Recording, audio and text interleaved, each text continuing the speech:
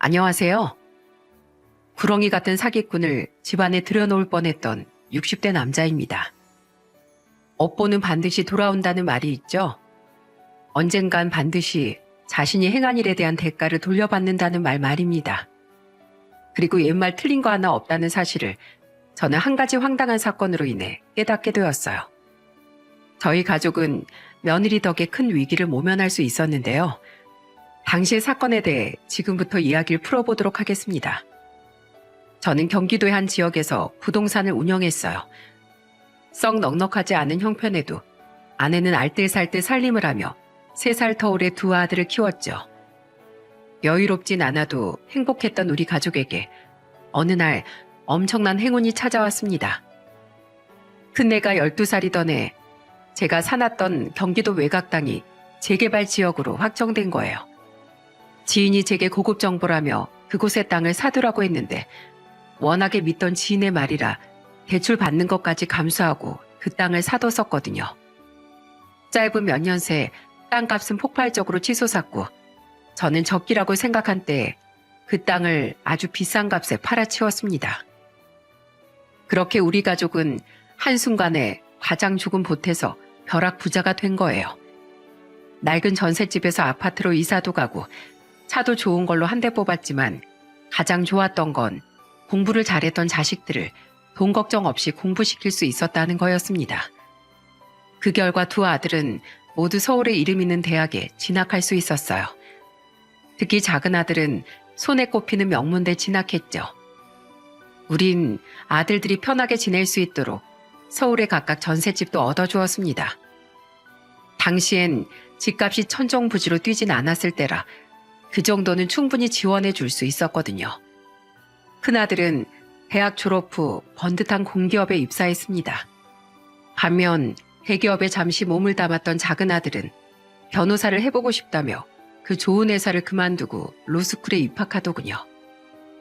죄송해요 아버지. 얼른 돈 벌어서 효도해야 하는데 제가 욕심이 너무 많아서요. 뭐가 죄송하냐. 난 오히려 네가 하고 싶은 거 다 할 수 있도록 지원해 줄 수 있어서 행복하단다. 작은 아들은 꼭 기대에 부응해 보이겠다고 다짐하며 학업에 열중했습니다. 그리고 작은 아들이 로스쿨에 입학한 이듬해 큰아들은 공무원인 5살 어린 며느리와 결혼을 했어요. 저는 기쁜 마음으로 큰아들에게 예전에 마련해준 전셋집 보증금에 1억을 더 보태주었죠.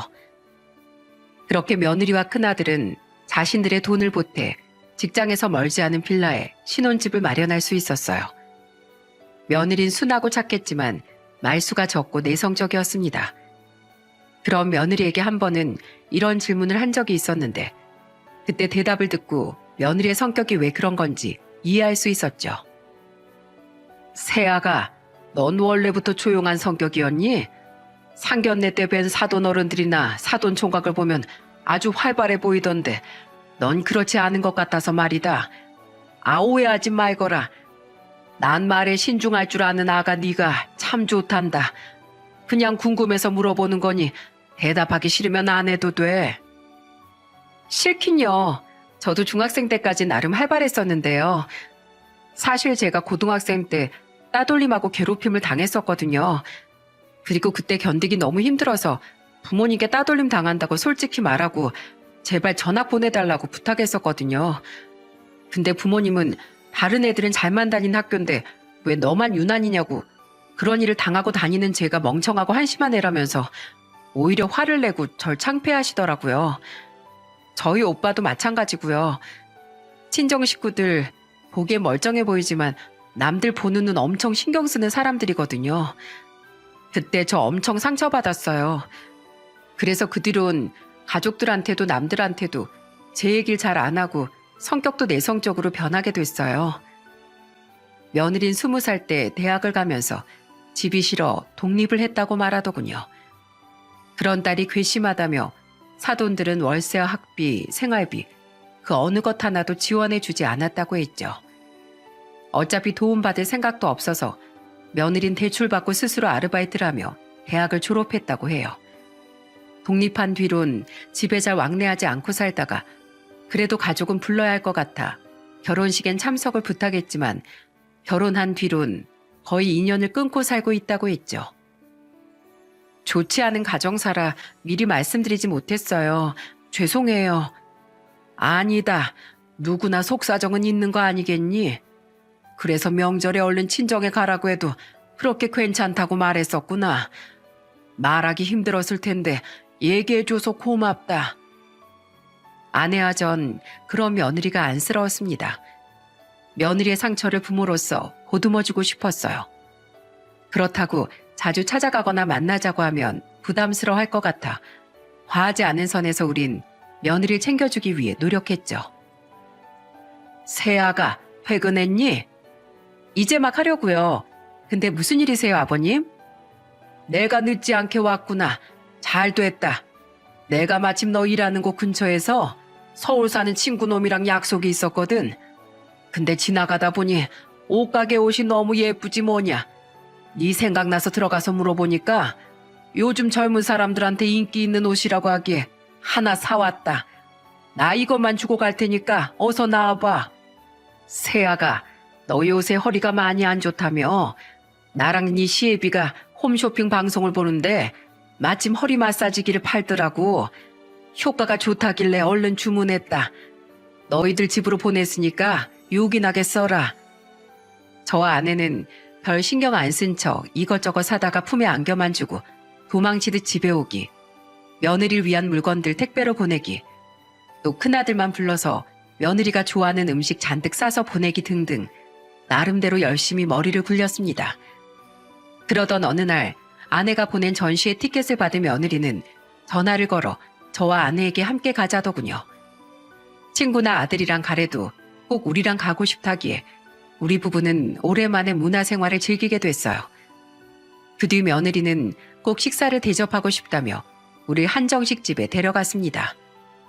그리곤 그곳에서 펑펑 울며 고마움을 토로하더라고요.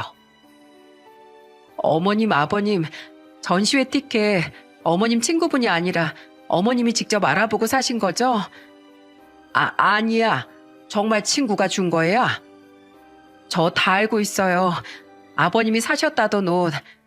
제 직장 근처에는 없는 메이크업 브랜드더라고요. 저 때문에 직접 옷 사러 돌아다니셨던 거죠? 그리고 저에게 보내주셨던 허리 안마기 홈쇼핑에서 판매된 적도 없었더라고요. 그동안 제가 부담 가질까봐 거짓말까지 하시면서 절 챙겨주셨던 거죠? 혹시 제가 불쌍하셨던 건가요? 아니야.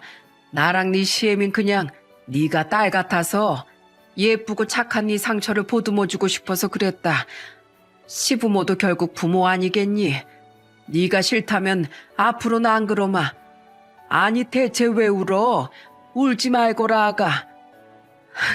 싫다니요. 어떻게 싫을 수가 있겠어요. 너무 죄송하고 감사해서 그러죠. 어머님, 아버님, 저 누군가에게 이렇게 조건 없는 애정받은 거 중학생 때 이후로 남편 말곤 처음이에요. 부족하고 모자란 절 질책하지도 않고 이렇게 잘해주셔서 정말 감사드려요. 슬픈 것도 아닌데 왜 자꾸 이렇게 눈물이 나는지 저도 모르겠어요. 애가 마음이 이렇게 여려서 앞으로 이 험한 세상 어떻게 살아가려고 해. 에휴, 나까지 눈물이 다 나는구나. 울지 마. 괜찮어. 앞으로 내겐 행복한 일만 가득할 거야. 나랑 네 시아버지가 그렇게 될 수 있도록 꼭 도와주마. 아내는 며느리를 안고 달래주었습니다. 그날 그 비싸고 맛있는 한정식을 우린 눈물 맛 반, 콧물 맛 반으로 먹었어요. 하지만 그 어떤 식사보다 값지고 소중한 한 끼였죠. 그때부터 우리와 며느리의 관계는 굉장히 가까워졌습니다. 며느리는 혼자서도 종종 저를 찾아와 저녁을 먹고 돌아갔고 먼저 전화해 영화를 보러 가자느니 쇼핑을 하러 가자느니 등등 정과는 완전히 다른 사람처럼 굴었어요. 셋이서 영화 보러 갔다가 맥주도 한 잔 마신 날 술이 약한 며느리는 볼이 벌개진 채로 헤헤 웃으며 이렇게 말하더라고요. 저는요, 우리 남편도 너무 좋은데요. 어머님, 아버님이 마치 제 진짜 부모님 같아요. 또 제일 친한 친구 같기도 하고요. 저희 남편이 요즘 자기 야근하는 날이나 주말 출근하는 날마다 두 분께 쌩안이 달려가냐면서 자기도 좀 챙겨달라고 질투까지 한다니까요. 며느리 주제에 건방지다고 생각하시는 거 아니죠? 가끔 미워도 좀 봐주세요. 두 분께 미움받으면 저 정말 너무 슬플 것 같거든요. 사랑합니다, 어머님, 아버님. 믿긴 아들놈들만 보다가 착하고 다정한 널 만나서 나랑 집사람은 늘 고마워하고 있어. 우리도 널 딸 이상으로 생각한단다. 그러니 우리한테는 아무 걱정 말고 어리광도 투정도 마음껏 부려도 돼. 우린 항상 네 편이야. 날이 갈수록 밝고 활기찬 본래의 모습을 되찾는 며느리를 보니 마음이 따뜻해졌습니다. 며느리는 부디 오래오래 건강하게 자신과 함께 해줘야 한다며 아내의 팔짱을 끼고 애교를 부렸죠. 하지만 세월을 무시할 수는 없는 법. 작은 아들이 로스쿨을 졸업하고 첫 변호사 시험에 떨어졌던 해, 평소에도 혈압이 높았던 아내는 그만 고혈압으로 쓰러지고 말았어요. 검사 결과 다행히 뇌에 관련된 문제는 아니었고 원인은 기립성 저혈압이라고 병원에서 말했죠. 큰아들과 며느리는 퇴근하면 매일같이 아내가 입원한 병원에 찾아왔습니다. 한 번 시험에서 떨어진 터라 더욱 악착같이 공부하던 작은 아들은 그래도 사나흘에 한 번은 시간을 빼서 꼬박꼬박 얼굴을 비쳤죠. 같은 서울에 있는 병원도 아닌데 왔다 갔다 하기 너무 오래 걸리잖아. 그러니까 너희도 제덕이처럼 며칠에 한 번씩 와. 재성이 네 엄마 상태가 심한 것도 아니고 나도 옆에 있잖아. 아니에요. 저희 집사람 직장까지 휴직하고 어머니 옆에 있겠다는 거 겨우 말린 건데 저녁에 마저 못 오게 하면 몸서리를 칠 거예요. 저희 집사람 어머니 돌아가시는 줄 알고 정말 많이 놀랐었거든요. 아내는 2주 뒤 무사히 퇴원했습니다. 그리고 그때 큰아들과 며느리는 합가를 하자는 놀라운 제안을 하더군요. 아무래도 두 분 걱정돼서 안 되겠어요. 제가 옆에서 직접 어머님 챙겨드리고 아버님 건강도 미리미리 관리해드려야 마음이 편할 것 같아요. 아버님, 서울에서도 부동산 하실 수 있잖아요. 제발 저희랑 같이 살게 서울로 올라오시면 안 돼요? 두 분 불편하지 않게 제가 정말 잘할게요. 다른 집 며느리들은 합가는커녕 한 달에 한 번 보는 것도 싫어한다는데 그 마음이 얼마나 고맙습니까? 게다가 아내가 한 번 쓰러지니 만약 저와 아내가 둘 다 아프다가 큰일이라도 나면 어쩌나 싶어 저도 두렵던 차였어요. 그렇게 저와 아내는 집을 팔고 서울 외곽에 평수가 조금 더 넓은 아파트를 사서 큰아들 부부와 함께 살게 되었습니다. 어머님, 아버님 일어나세요. 어머님 병엔 적당한 운동이 최고 좋대요. 이제 새벽마다 저기 뒷산에 저랑 같이 올라가시는 거예요. 아셨죠? 아가, 넌 출근도 하는 애가 무슨 아침잠이 이렇게 없니? 조금만 더 자자. 안 돼, 아버님. 저번에도 그렇게 말씀하시곤 두 분 다 안 가셨잖아요. 며느린 건강을 위해서라며 저와 아내를 끌고 일주일에 5번씩 새벽 운동을 갔고 퇴근 후에도 저녁을 먹자마자 저녁 산책을 나가자고 체근했습니다. 게다가 아내와 저에게 그 나이에 1대1로 지도받는 헬스도 끊어주었죠. 저는 그런 건 젊은 사람들이나 하는 줄 알았는데 저희 나이대 사람들도 건강관리나 재활 목적으로 많이들 수업을 받더라고요. 아내 혈압에 좋다는 각종 음식에 단 음식은 안 좋다며 믹스커피 대신 차 티백들을 사다 놓는 등 며느린 정말로 지극정성이었습니다. 아버지, 어머니랑 아버지 두 분 다 요새 혈색이 너무 좋아지셨는데요. 병원에서 어머니 혈압이 너무 좋아졌다고 놀랐다면서요? 네 아내가 저렇게 지극정성인데 안 건강해지고 백이겠냐? 서울 오면서 아예 부동산 일도 그만둬서 피곤하다고 새벽 운동을 안 갈 수도 없고 아침마다 눈뜨기 힘들어서 죽겠다. 그래도 자기장까지 줄여가면서 시부모한테 정성인 며느리가 세상에 어디 있겠냐. 재성이 넌 결혼하는 아주 기가 막히게 잘했어. 둘째도 얼른 변호사 시험 붙어서 정미 반의 반만큼이라도 좋은 아내랑 결혼하면 좋을 텐데 말이다. 아내와 저에겐 딱 2가지 걱정거리가 있었는데 열심히 난임 치료를 받고 시험관 시술을 해도 통 아이가 생기지 않던 며느리의 상심한 마음과 2번째 시험에서도 떨어진 작은 아들이었습니다. 큰아들 내외는 결국 아이에 대한 마음을 많이 내려놓더군요. 반면 작은 아들은 다행히 삼수 끝에 3번째 변호사 시험을 본 뒤 합격을 움켜쥐었어요. 고생 많았다. 정말 고생 많았어. 예빈 네가 분명 해낼 거라고 믿고 걱정 하나도 안 했었다. 걱정을 안 하긴 제덕이 시험 보기 3일 전부터 자기가 더 긴장해서 잠도 잘 못 들던 양반이 허세는 제덕아 장하다. 이제 걱정은 모두 내려놓고 앞으로 변호사로서 네 포부 마음껏 펼쳐봐. 감사해요. 이게 다 두 분이 절 믿고 기다려주신 덕분이에요. 앞으로 살면서 절 이렇게 잘 키워주신 은혜 두고두고 갚아나가겠습니다. 그리고 형수님, 공부한다고 얼굴도 잘 비추지 못한 절 대신해서 저희 형보다도 더 저희 부모님을 정성껏 챙겨주셔서 감사해요. 제가 부모님에 대한 걱정을 조금이나마 내려놓고 공부에 집중할 수 있었던 건 전부 다 형수님 덕분이에요.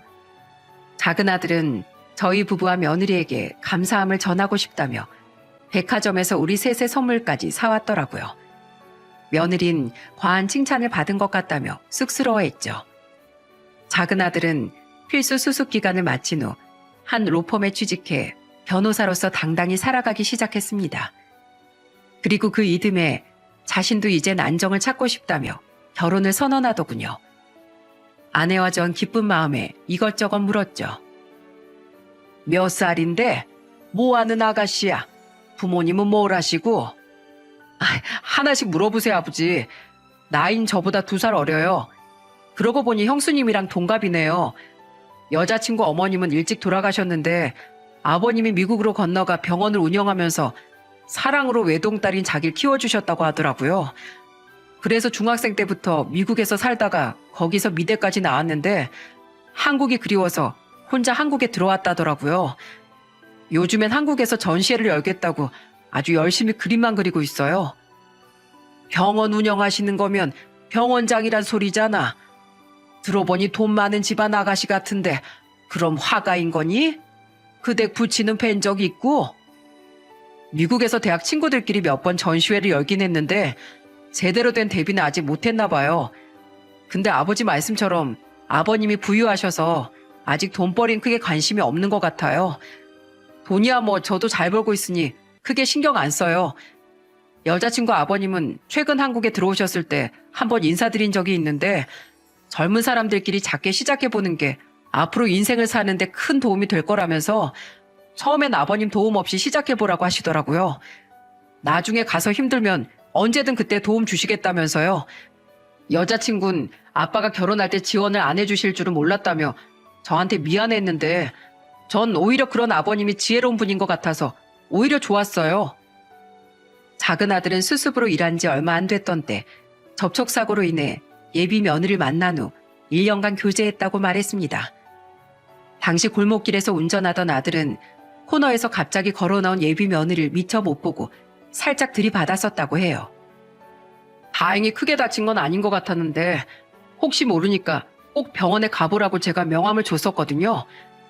허리를 조금 다쳐서 여자친구는 한동안 병원을 다녔는데 저한테 합의금을 요구하거나 하는 행동은 일절 없고 딱 치료비만 받더라고요. 게다가 피해자는 자기인데 자꾸만 제 몸을 걱정해주는 모습을 보고 호감이 갔어요. 근데 여자친구가 먼저 저한테 저녁을 먹자길래 이때다 싶어서 냉큼 수락했던 게 이렇게 인연이 된 거예요. 제 여자친구 부유하게 자랐어도 불필요한 사치도 잘 안 하고 생각이 똑바로 바뀐 좋은 사람이에요. 한국에 와선 아버님이 보내주신 생활비에서 일부를 떼서 매달 보육원에 후원도 하고 있대요.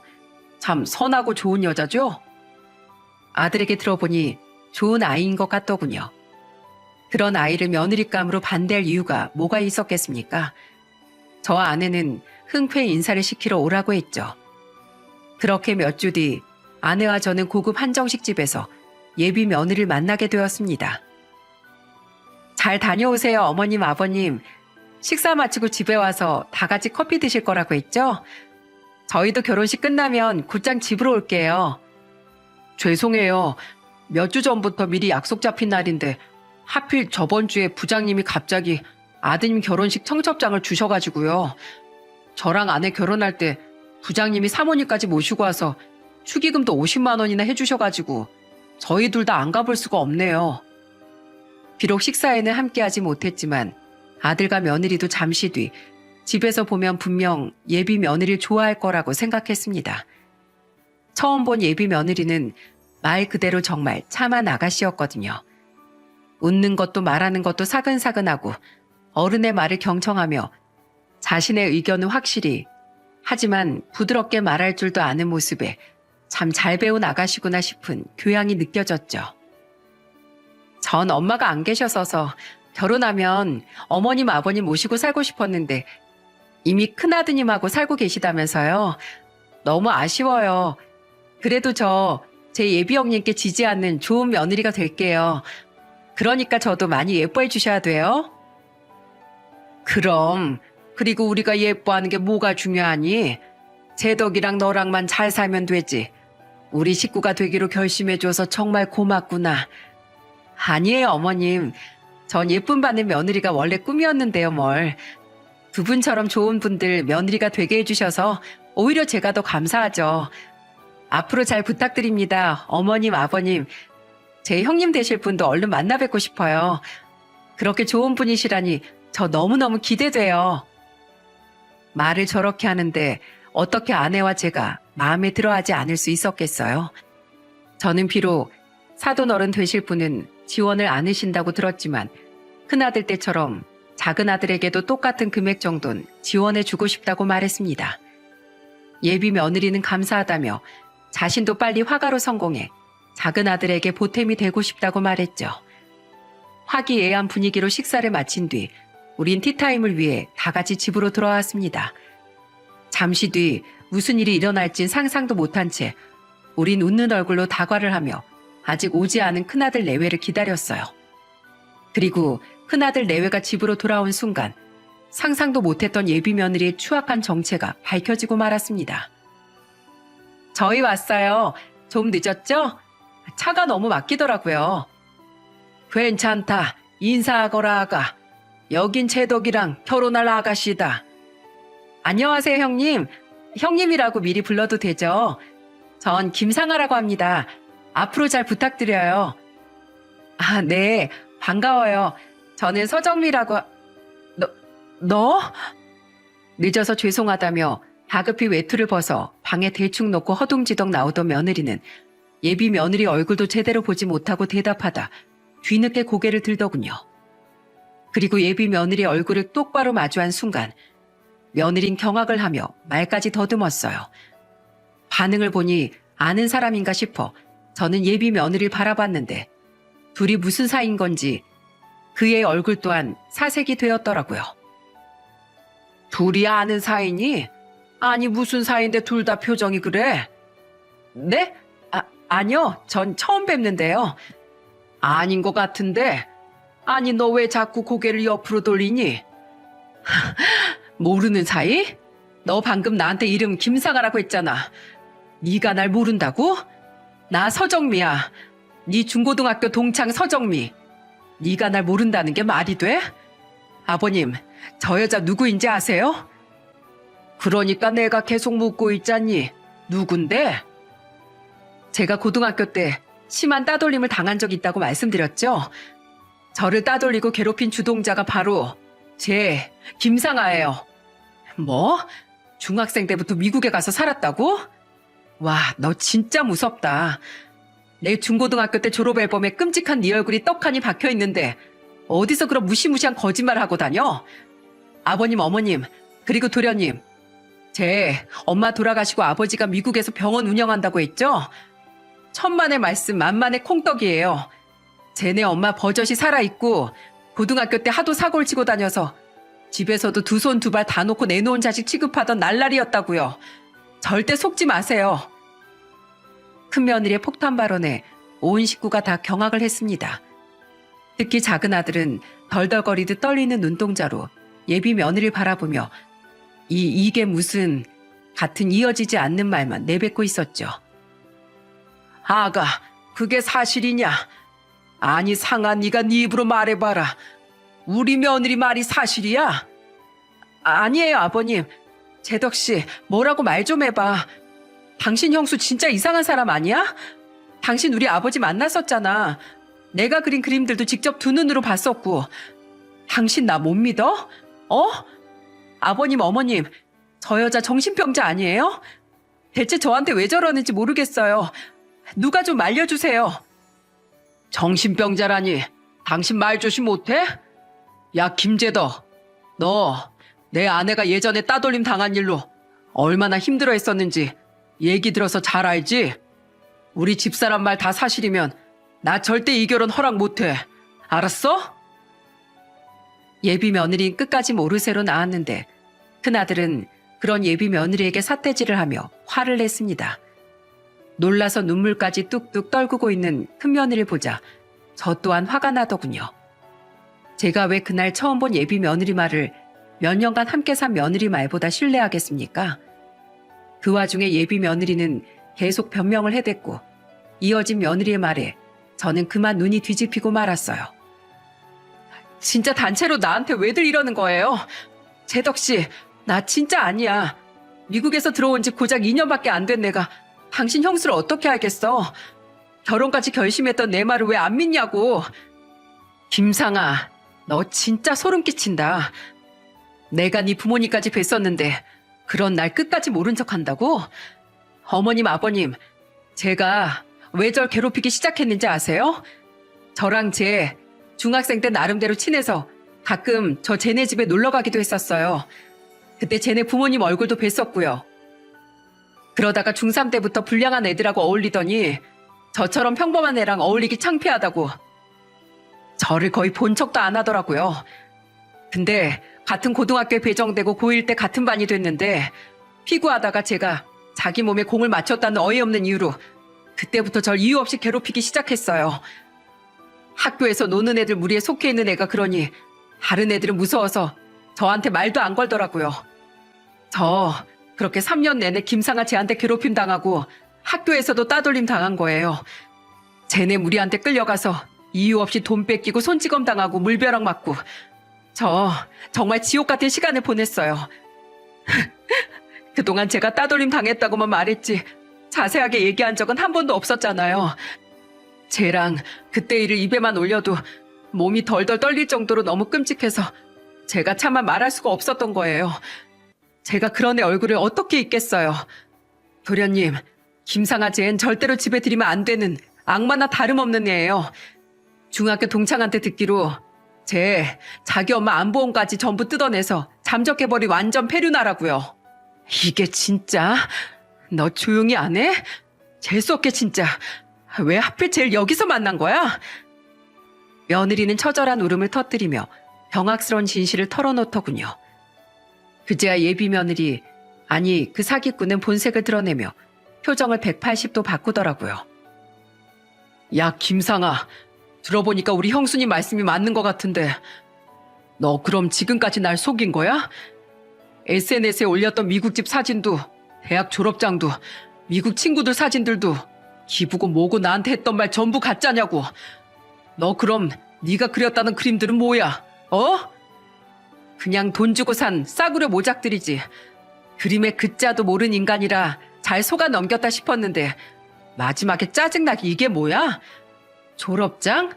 요새 대충 그런 거 조작하는 게 뭐 그렇게 어렵다고.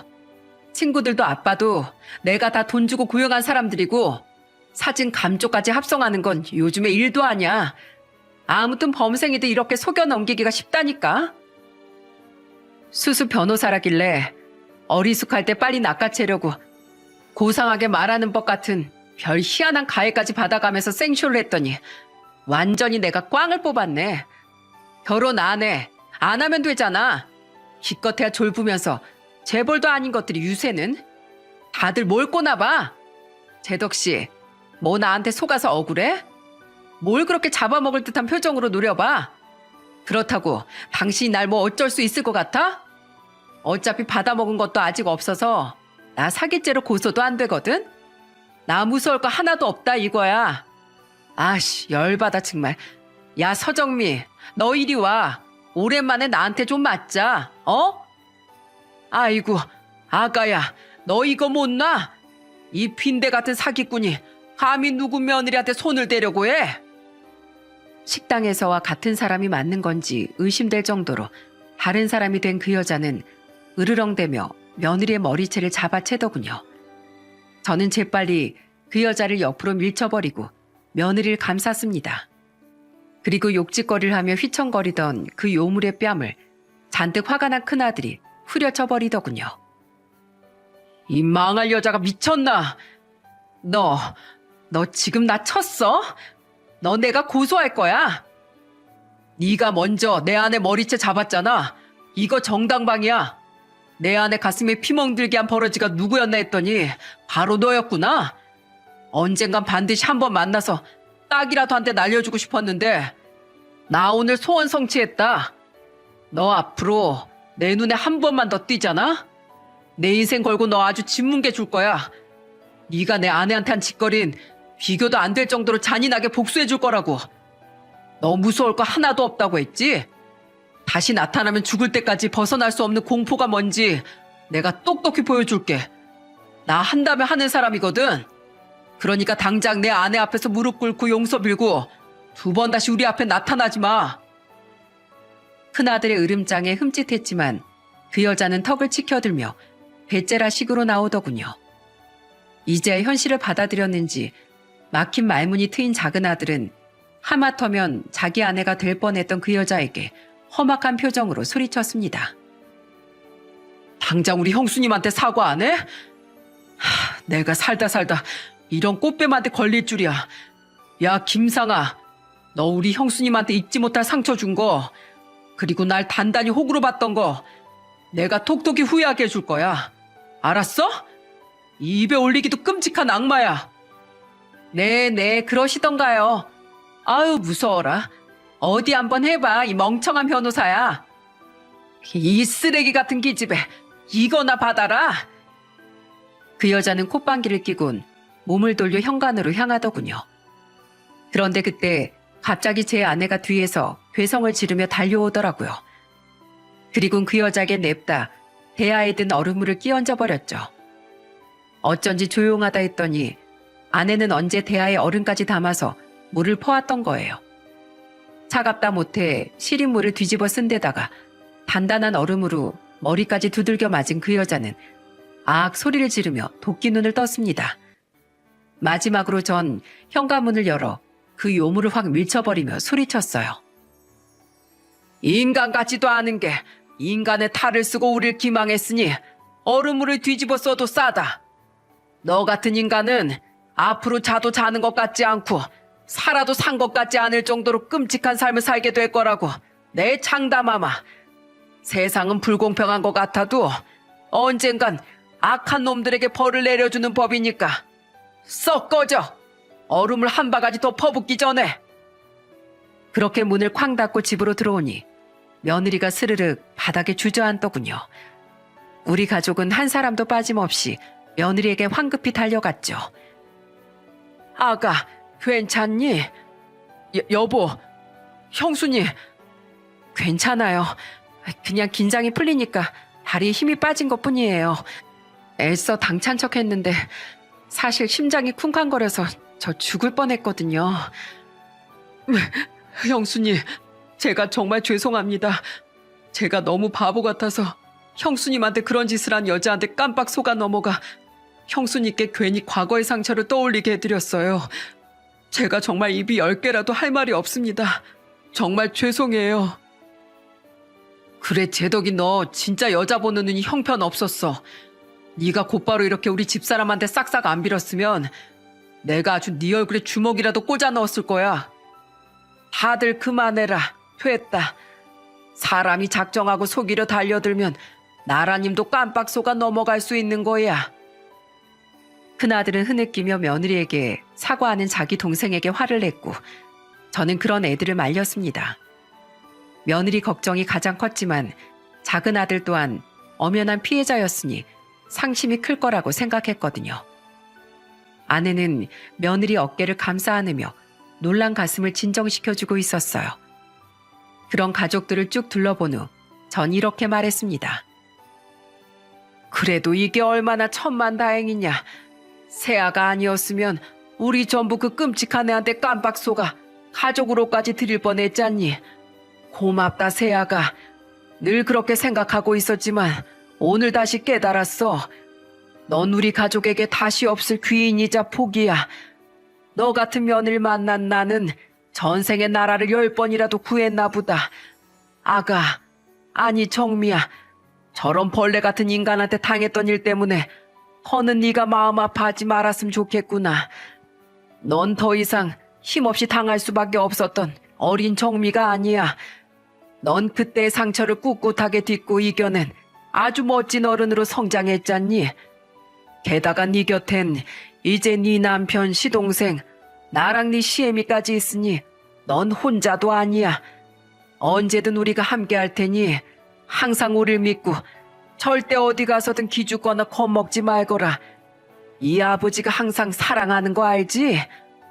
그래, 이 애미도 항상 정미 널 사랑한다. 너에겐 시부모이자 부모인 우리가 있다는 걸 항상 잊지 말고. 감사해요, 아버님, 어머니. 정말 감사해요. 그날 작은 아들은 오래도록 며느리에게 흐느끼며 사과를 멈추지 못했습니다. 그리고 그날 저녁 우리 5 식구는 오랜만에 새벽까지 술잔을 부딪히며 서로를 위로해 주었죠.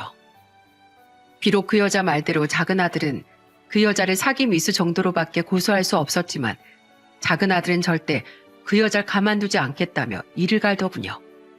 그리고 작은 아들은 불법적이지 않은 선에서 집요하게 수소문한 끝에 그 여자의 진정한 약점을 캐낼 수 있었어요. 경찰에 알아보니 이미 무려 사기 전과 이범이었던 그 여자는 기가 막히게도 2번째 처벌을 받은 뒤에도 꽃뱀짓을 하며 2명의 피해자를 만들어냈었더군요.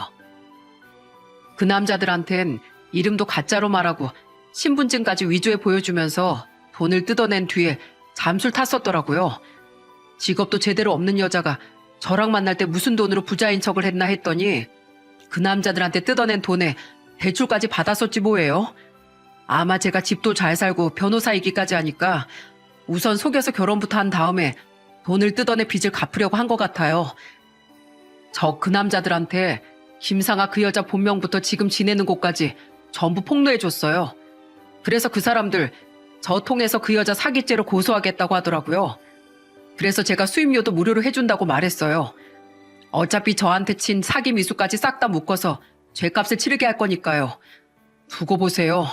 세상 무서운 줄 모르고 까불어댄 그 여자한테 법의 참맛을 똑똑히 보여줄 거예요. 작은 아들은 돈을 받고 그 여자의 부친인 척했던 남자까지 찾아냈습니다. 같이 사기 동조범으로 고소하겠다고 말하니 그 남자는 친딸이 보험조차 안 되는 희귀병에 걸려 병원비를 벌기 위해 그런 일을 했다고 울며 불며 빌었다더군요. 자신이 없으면 병원비를 내지 못해 딸은 꼼짝없이 죽을 날만 기다려야 한다면서요. 조금 알아보니 그 남자의 말이 정말이길래 결국 작은 아들은 그 남자를 용서해 주기로 했죠. 그렇게 소송 싸움을 하던 와중 며느리는 모르는 번호로 전화 한 통을 받게 되었습니다. 당시 저와 아내는 며느리와 함께 과일을 먹고 있었기에 며느리의 통화 내용을 모두 들을 수 있었어요. 사과를 깎고 있느라 며느리가 휴대전화를 바닥에 내려놓고 스피커폰으로 받았거든요. 그리고 전화를 건 주인공의 정체를 안 순간 우리의 표정은 무섭게 굳어버리고 말았습니다. 그 사람은 바로 며느리의 철천지 왼수인 그 사기꾼이었으니까요. 그런데 그 여자는 당당했던 모습은 온데간데 없이 꼬리를 바짝 내리며 며느리에게 애원을 하더라고요. 정미야, 나야, 상아. 뭐? 네가 내 번호는 어떻게? 아니, 그것보다 네가 무슨 염치로 나한테 전화를 걸어? 내가 지금 발등에 불이 떨어져서 사람 좀 써서 알아냈어. 그게 중요한 게 아니라 정미야, 나 너한테 사과하려고 전화했어. 내가 예전엔 너한테 너무 심했지. 정말 미안해. 원래 10대 땐 철이 없는 법이잖아. 어린 마음에 그런 못된 행동을 했던 거지. 나 너 별로 안 싫어했어. 진짜야. 성인 되고 너한테 사과하려고 했는데 연락이 끊겨서 못한 거라니까. 우리 중학생 땐 그래도 친했잖아. 예정을 생각해서라도 나 한 번만 용서해주면 안 될까? 그리고 네 시동생한테 나 좀 봐달라고 부탁해주면 안 돼? 대체 그 인간은 그놈들 어떻게 찾아낸 거야? 그 인간 지금 완전 눈 돌아서 어떻게든 나 교도소에 집어쳐넣으려고 난리도 아니야. 나 정가도 있고 전에 그놈들한테 뜯어먹은 액수가 어마어마해서 진짜 교도소 가게 생겼단 말이야. 제발 네 시동생한테 네가 나 용서했다고, 그러니까 한 번만 봐주라고 얘기 좀 해줘. 네 말은 듣는 신용이라도 할 거 아니야. 내가 왜 그래 하는데? 네가 나한테 사과하려고 했다고? 웃기고 있네. 넌 정말 입만 열면 냄새나는 거짓말만 늘어놓는구나. 잘 들어 김상아. 난 네 말 한마디가 무서워서 덜덜 떨던 과거의 내가 아니야. 난 이미 과거를 이겨냈고 지금의 나한텐 더없이 든든한 가족이 무려 4명이나 있어. 별 볼 일 없는 사기꾼이 너 따윈 하나도 무섭지 않다고. 난 널 용서해줄 생각 따윈 코딱지만큼도 없고, 그러니까 도련님한테 널 봐달라고 부탁할 생각은 그 반의 반만큼도 없어. 그러니까 헛물 켜지 말고 네가 저지른 죄값 얌전히 받도록 해. 사회에 해만 끼치는 너 같은 해충은 차라리 교도소에 들어가는 편이 세상을 위해서도 훨씬 좋을 테니까. 2번 다시 너 나한테 연락하지 마. 정미야, 제발 끊지 마. 정미야. 애타게 며느리 불러대는 그 여자의 목소리를 무시한 채 저는 며느리보다 먼저 통화 종료 버튼을 눌러버렸습니다. 며느리는 거친 숨을 후하고 몰아쉬더니 저와 아내에게 자기 안 떨고 잘 말했냐고 묻더군요. 힘들게 낸 며느리의 용기가 가상하고 기특해 저와 아내는 며느리를 안아주며 우리 딸 장하다고 몇 번이고 말해주었죠. 그 뒤 결국 그 여자는 실형을 받고 교도소에 수감되었습니다. 지은 죄가 많았어도 꼴의 교도소 신세는 죽기보다 지기 싫었는지 실형이 선고되자마자 그 자리에서 애처럼 엉엉 울음을 터뜨렸다고 하더라고요. 참으로 한심하고 이기적인 인간이 아닐 수 없었습니다. 한바탕 그렇게 소동이 일어난 뒤 1년이 지난 지금 우린 정과 같은 평화를 되찾고 즐겁게 살고 있어요. 변호사로서 인정받고 있어 요즘 눈코 뜰 새 없이 바쁜 작은 아들은 지난 설날 때 오랜만에 집에 와 이런 말을 하더라고요. 형수님, 전 아무래도 걱정되는데 형수님은 안 불안하세요? 그 여자 언젠간 교도소에서 나올 텐데 괜히 앙심 품고 형수님 또 찾아올까 봐 저 너무 걱정돼요. 그러지 말고 제가 말씀드린 대로 이사 가시면 안 돼요? 어머님, 아버님이나 남편이 아직 말 안 했어요? 우리 여기서 먼 동네에 있는 아파트 계약했어요. 3개월 뒤에 이사 가려고요. 누가 제 주소 열람해 볼 수 없게 조치도 취하고 직장에 다른 곳으로 발령 내달라고 신청도 해놔서 괜찮을 거예요.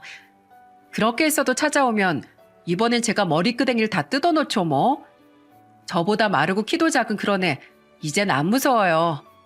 게다가 제겐 누구보다 든든한 가족들도 함께잖아요.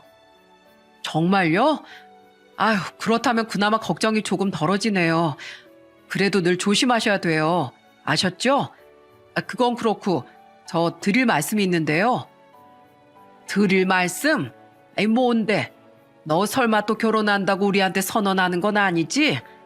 난 아직도 그때 일만 생각하면 심장이 벌렁거린다. 에이, 무슨 그런 끔찍한 말씀을 하세요, 아버지. 저 당분간은 결혼 생각 없어요. 아버지만큼 저도 아직 사람이 무섭단 말이죠. 전 앞으로 약자들 편에 서서 변호하는 일에만 당분간 몰두하면서 살 거예요. 그런 얘기를 하려던 게 아니고, 형수님, 넉 달 뒤에 형수님 출산하고 산후조리원 가실 거잖아요. 그 비용은 꼭 제가 대드리고 싶어서요.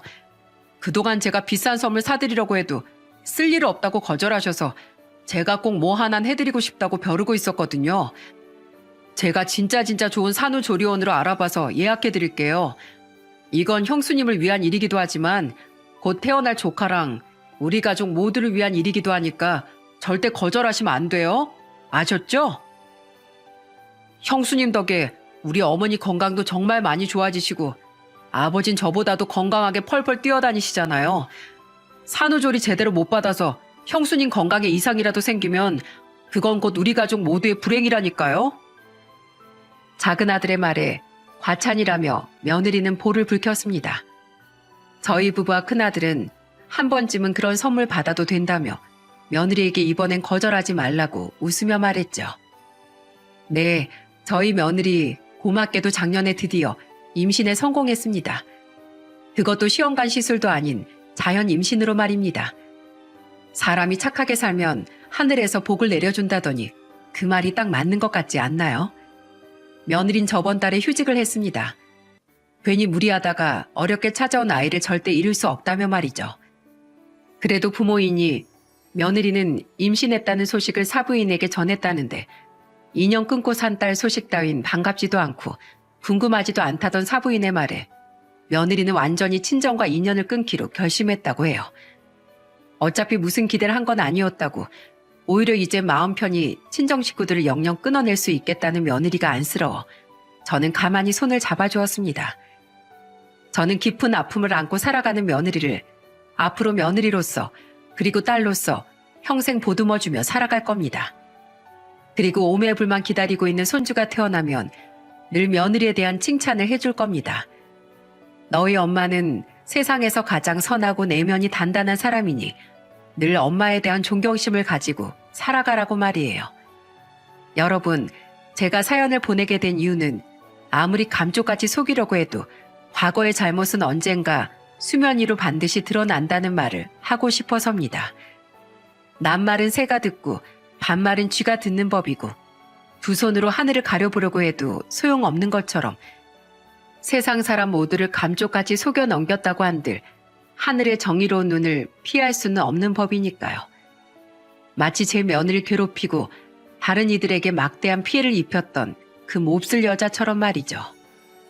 그러니 우린 늘 애초에 죄를 지을 생각조차 말고 정직하고 선하게 살아가도록 함께 노력해봐요. 그렇게 살다 보면 언젠간 하늘이 주는 작은 보상을 받을 수 있는 날이 오지 않을까요? 그럼 전 저희 며느리 같은 세상의 모든 피해자들을 응원하며 이만 사연을 마치겠습니다. 감사합니다.